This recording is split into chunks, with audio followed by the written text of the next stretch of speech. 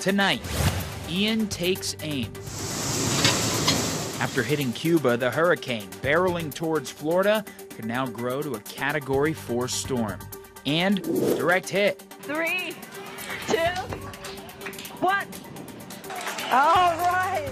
NASA smashes a spacecraft into an asteroid.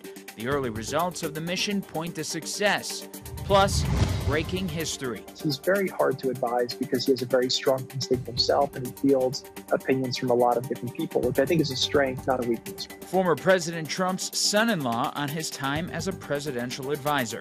All this and more tonight on Faith Nation.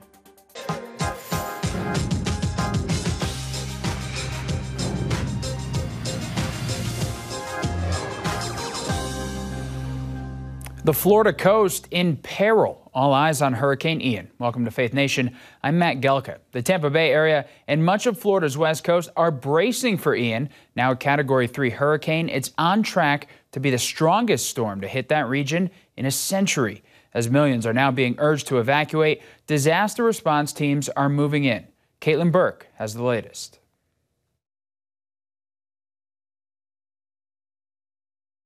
While timing, intensity, and specific locations could still change, right now Hurricane Ian is projected to make landfall south of Tampa Bay late Wednesday or early Thursday morning. As it moves northward through the warm waters of the Gulf of Mexico, the storm could reach Category 4 status before crossing over the Florida coast. In some areas, there will be catastrophic flooding and life-threatening storm surge. Tampa Bay is one of the country's most vulnerable areas to severe flooding. Sitting almost exactly at sea level, a strong high tide has been known to flood some neighborhoods. The storm surge forecasted for Hurricane Ian could reach worst-case scenario levels of 5 to 10 feet. With nowhere else to go, that water would spread rapidly inland. Florida officials now urging more than 2.5 million people to evacuate. If they heed the evacuation order, I have a 100% guarantee that they will not die from storm surge if they heed the evacuation order. I have a 100% guarantee that they will not have to be rescued off a rooftop if they heed the evacuation order. Florida's state of emergency has already activated around 7,000 National Guard members. It could be everything from security to transportation. Aviation is a big part if we end up in search and rescue kind of scenarios. So, we're kind of the Swiss Army knife of operations. We can be used for whatever the Department of Emergency Management needs us to do.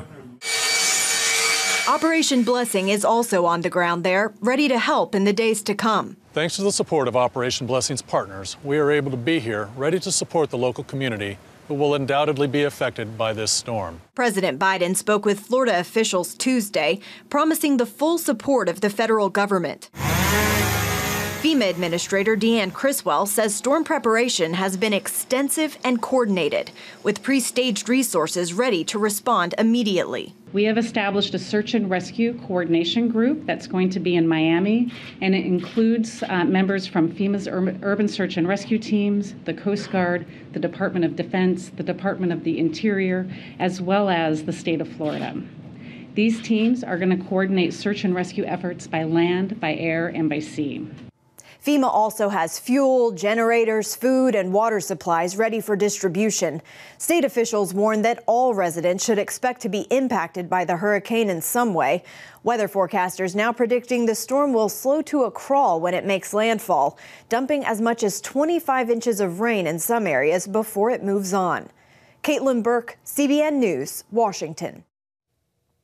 Well, Caitlin, thank you. So here with us now is Dan Kotlomsky, a hurricane expert with Accuweather. Dan, thanks for joining us tonight on Faith Nation. As we just heard, there really hasn't been a hurricane of this magnitude to hit Tampa since 1921, a little more than a century. So how bad are we talking exactly? Well, right now, the storm has actually taken a little bit of a track more to the south and east. So that's good news for the Tampa area, because that means the really bad storm surge has shifted to the south. But there's still going to be extreme conditions in the Tampa area all the way down to Fort Myers and, of course, to the north. And even when it moves inland, it's going to bring horrendous rains and strong winds even to Orlando. There will even be winds and heavy rainfall in places like Miami, the Palm Beaches, all the way up the east coast of Florida. So almost the entire peninsula of Florida is going to feel the effects of this storm. But if you live right along the coast, and especially like in Inglewood, all the way down to into the Port Charlotte area and Charlotte Harbor area down to Fort Myers, the storm surge is going to be the worst problem. Some, as was reported, storm surge could be as high as maybe anywhere from 6 to as much as 12 feet high. And that, again, would engulf a large part of that area. This is a reason why people are evacuating, or reason why the local officials are getting people out of harm's way. As I said, because it's taken a little bit of a turn to the east and south, we look for less of a storm surge up in Tampa than what we thought a few hours ago. But still, that whole area from Tampa down to Fort Myers is still going to see phenomenal rainfall. Again, hurricane force winds. Again, there'll be a lot of damage from this system. No doubt the damage will be in the billions from this. Yeah, you mentioned just how many areas of Florida are going to be affected. When you look at the radar of that hurricane, it just looks like a monster that goes on forever. You also mentioned those evacuations. More than 300,000 Floridians ordered to be evacuated in just the Tampa Bay area. Governor DeSantis urging folks to get to higher ground. Do people have enough time to get to safety right now? Well, they've been told for almost 2.5 days now to get out of harm's way. A lot of people wait until the last minute. And because of that, I'm sure we've seen images of people going away from the East Coast or the West Coast to the East Coast on I-4 and Alligator Alley. Those are the two main thoroughfares to get people into either the central or eastern portion of the state.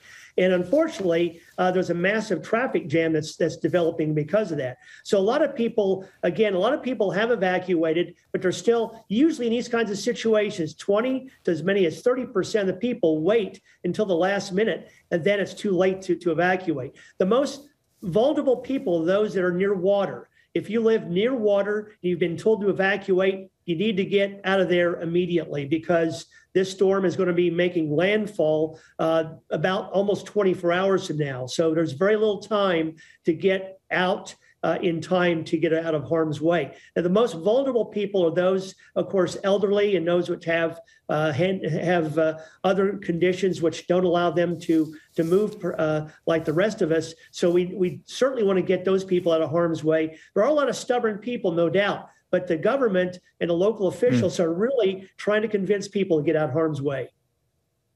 Well, Dan Kotlomsky, we certainly hope all of those people can stay safe, and all of our crew that are down there covering it stay safe as well. Thank you so much for your time. Okay, Matt. For more coverage as Hurricane Ian descends on Florida, CBN News correspondent Brody Carter and our CBN News team is heading to the Tampa Bay area ahead of the storm. Tune into the CBN News Channel and app for live reports starting tomorrow on the 700 Club.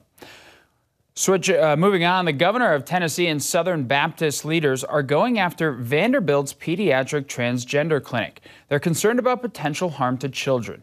Another problem, a video threatening staff members of faith who object to transgender treatments. Heather Sells has that story.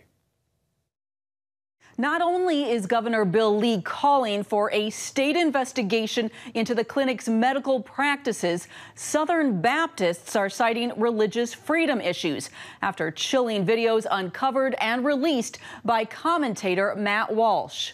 If you don't want to do this kind of work, don't work at Vanderbilt. One video shows Dr. Ellen Clayton telling employees that it is, quote, problematic when they object to providing transgender care. Those treatments include hormones, puberty blockers, and surgery. Saying that you're not going to do something because of your conscientious, because of your religious beliefs, is not without consequences, and it should not be without consequences. Within hours, Brent Leatherwood, president of the Southern Baptist Ethics and Religious Liberty Commission, blasted the clinic. He accused it of turning children into, quote, pawns of culture war experimentation. And he expressed equal concern about those of faith who object. Southern Baptist President Bart Barber also weighed in, calling transgender treatments for children frightening and former Baptist President J.D. Greer called the revelations horrendous. The videos also show financial incentives, as one doctor gushed about how much the procedures bring in. It's a lot of money. These surgeries make a lot of money. So female to male chest reconstruction can bring in $40,000. A patient just on routine hormone treatment, who I'm only seeing a few times a year, can bring in several $1,000s.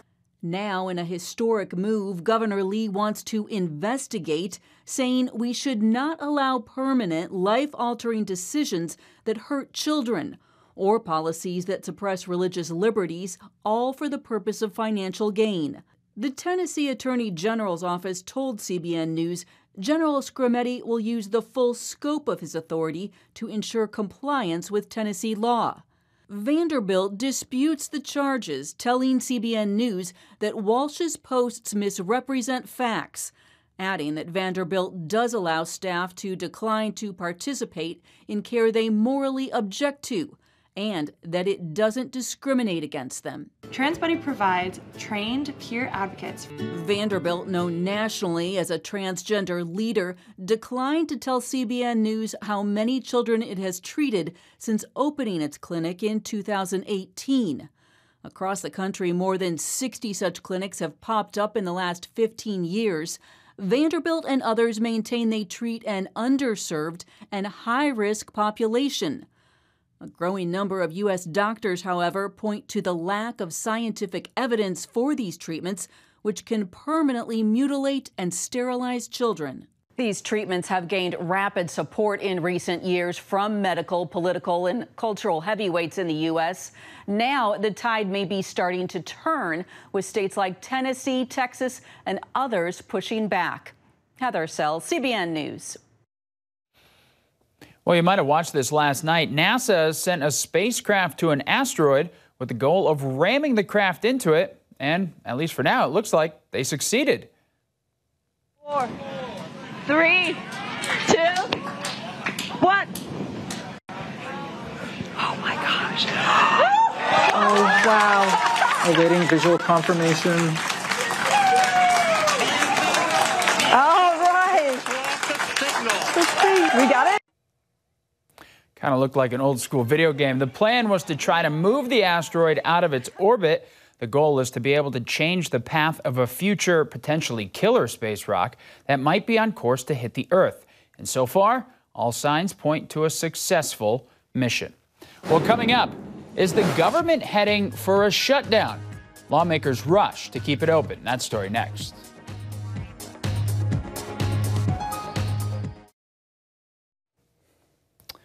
Welcome back. Some good news on the economy. The U.S. Consumer Confidence Index jumped to 108, a 5-month high, largely in part to falling gas prices. Beyond the decline in gas prices, rising wages and a strong job market are lending new optimism to households across the country. Unemployment now close to a 54-year low as wages rise at the fastest pace in decades. While lawmakers are working to avert a government shutdown, congressional leaders putting a stopgap funding measure to a vote tonight. Without the short-term bill, funding to keep the government open is set to run out when the new fiscal year begins this Saturday. The proposal also designates $12 billion in military and economic aid to Ukraine, as well as $20 million to help solve the water crisis in Jackson, Mississippi. Congress has until Friday night to pass the measure.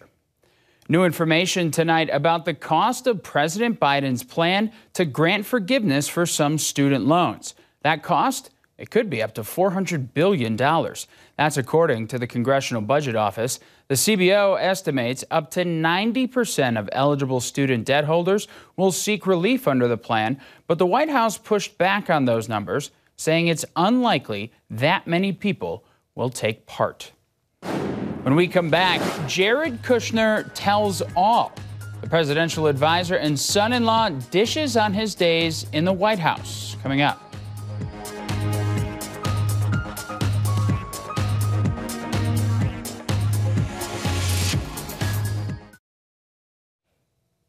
Well, when it comes to the Trump White House, son-in-law Jared Kushner is the ultimate insider. And Kushner brings it all out in the open in his new book, Breaking History, a White House Memoir. David Brody has more from the former senior advisor to the president. Of all the books written from inside the Trump White House, this is the first from a family member. In Jared Kushner's new book, Breaking History, a White House memoir, the former senior advisor to the president talks about what made working for his father-in-law a challenge. He's very hard to advise because he has a very strong instinct himself, and he fields opinions from a lot of different people, which I think is a strength, not a weakness, right? He's a very flexible thinker. He's pragmatic, but he's open to having his mind changed, which is both good and bad. And I saw that frustrate people like General Kelly, who wanted him to just follow what he said. And, he was a very kind of black or white guy. When with Trump, there's like 50 different shades of gray. Lots of shades, leaking, and backstabbing, too. Talk to me a little bit about what that was like and some of the infighting that was going on in the White House and how challenging all of that was. Yeah. So, look, power, I learned, makes people more of what they already are. And when we got to the White House, it went to certain people's heads. I was very ill-prepared to deal with somebody who was so nefarious in the way they manipulated the media to try to attack and label you in different ways. For people who don't understand how Washington works, this book really tries to give you the inner workings of how Washington works. And especially everyone followed the Trump administration, so closely and had opinions. But, this is telling you what was actually happening in the rooms. And Kushner had an up-close view of it all. His Secret Service moniker was Mechanic, pretty appropriate for a jack-of-all-trades, Mr. Fix-It kind of guy. He held leading roles in Operation Warp Speed, major international trade deals, and the historic Mideast Peace Accords. As an observant Jew, he had a unique perspective. I can tell you that there were moments of significance where I think that I probably had a deeper understanding for the insecurities that Israel faces. My grandparents survived the Holocaust. I write about their experience extensively in the book. And I think that that's one of the notions that Israel faces, which is why they treat every issue like it's life or death. And Kushner definitely learned about dealing with those he felt were out to get him and the president. He talks about dealing with a media Kushner says constantly got stories wrong about him, and facing an entrenched bureaucracy fighting his father-in-law's agenda. The power of the federal government is extraordinary, and when harnessed in a positive way, it can be incredibly impactful. The problem is when it's either squandered or used in a negative way, which can happen based on the whims of who's ever in charge. But I think when I think through deep state, I think it's more people in the bureaucracy who maybe are pushing their own agenda as opposed to what the elected president's agenda is. And I do think President Trump understands it. One thing is he brought out the truth, right? The media exposed who they were. A lot of these people exposed who they were. In trying to get him. Which leads us to today's headlines about the FBI raid at Mar-A-Lago. He's obviously frustrated, more than frustrated, about what the FBI and DOJ are doing here. What are your views on that? I think that this is something that if you're going to raid the home of your leading political opponent, I think that's something that has to have a very, very high standard. I think the FBI already was operating at a deficit of trust. Again, not with the rank and file field agents. I worked with some incredible agents on counterterrorism and a lot of other areas. But there were some pockets of corrosion in the leadership, and people just don't have full faith that that's been cleaned up. And so in this raid only is further, heightened people's fears. And Kushner faced frightening moments. He reveals being momentarily gripped by fear when the magnitude of the COVID crisis hit, but then found his stride. And positive results began to come in, including long-awaited criminal justice reform, one of the many areas where he worked closely with the faith community. How would you term your relationship with evangelicals? Because that seemed to be a very special dynamic and maybe a little bit unexpected to a degree.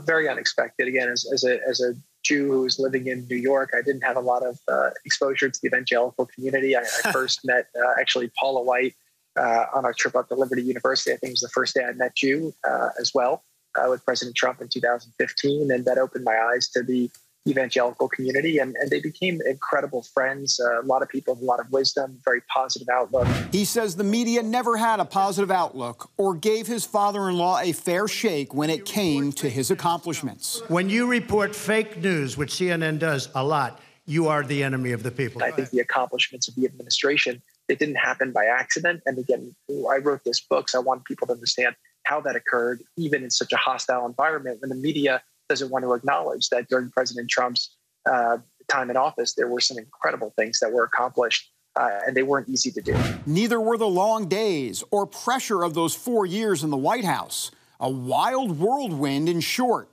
So would he serve again if Trump asked? In Oi Gavolt, or it would be obviously something you'd consider again? Does it rise to the Oi Gavolt level, I guess is my question. It's pretty close. You know, if you read through my book, you'll see it was a brutal, experience, in many ways. But again, the opportunity was tremendous. I'm very proud of everything we did. But now I'm really enjoying the opportunity to spend time with my kids and be in the private sector. I don't think people should be career government officials. That is definitely not Jared Kushner. He's in a good place right now, battling through thyroid cancer and coming out on the successful end of it. And he's away from the swamp and leading a life with his Jewish faith at the center of it. How do you view God in your relationship with him? Because I know God is of the utmost importance in your life, Jared.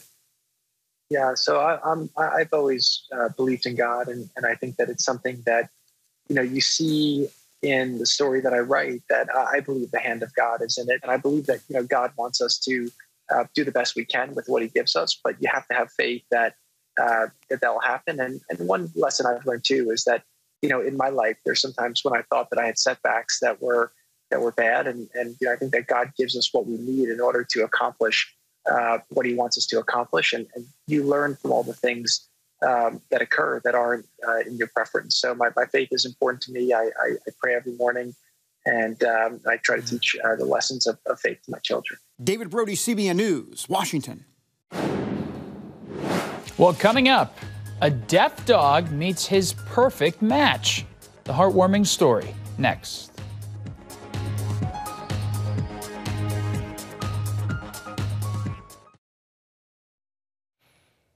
Well, finally tonight, it was love at first sight for a teen and his dog. A deaf pit bull mix found his forever companion in a teen with hearing loss also.